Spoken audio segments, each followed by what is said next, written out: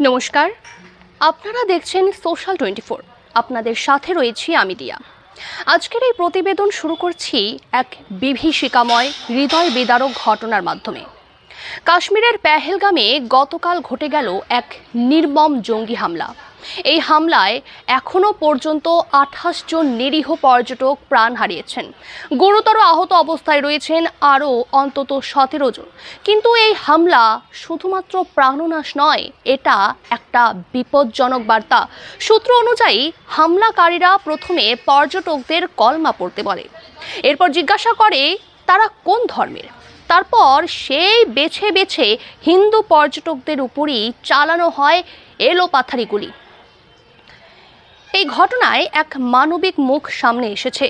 সৈয়দ আলী হোসেন শাহ, পেশায় তিনি একজন টাট্টু ঘোড়ার চালক। এই ভয়াবহতার মাঝেও তিনি সাহসিকতার পরিচয় দিয়ে হিন্দু পর্যটকদের বাঁচানোর চেষ্টা করেন। জঙ্গিদের গুলিতে তিনি নিজেও নিহত হয়েছেন।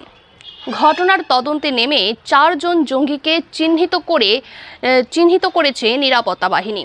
জানা গেছে এদের মধ্যে 2 জন কাশ্মীরি এবং 2 জন পাকিস্তানের নাগরিক। এদের মধ্যে 3 জনের নাম এখনো পর্যন্ত সামনে এসেছে। তারা হলো আসিফ ফৌজি, সুলেমান শাহ এবং আবু তালেহা। এই বর্বর হামলার দায় স্বীকার করেছে দি রেসিস্ট্যান্স ফ্রন্ট বা TRF নামক এক জঙ্গি সংগঠন। প্রশ্ন উঠছে, তবে কি পাকিস্তান চায় ভারতের অভ্যন্তরে সাম্প্রদায়িক উত্তেজনা ছড়িয়ে দিতে?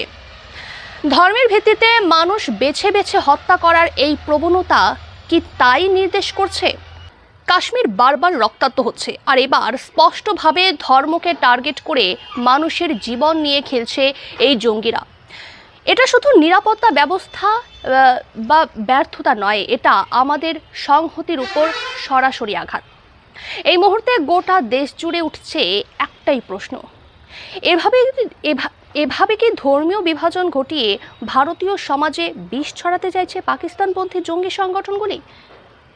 প্রশাসনের কাছেও এখন চ্যালেঞ্জ, শুধু জঙ্গিদের দমন নয়, দেশের অভ্যন্তরে সাম্প্রদায়িক ঐক্য রক্ষা করাও চ্যালেঞ্জ। Bureau report, social 24।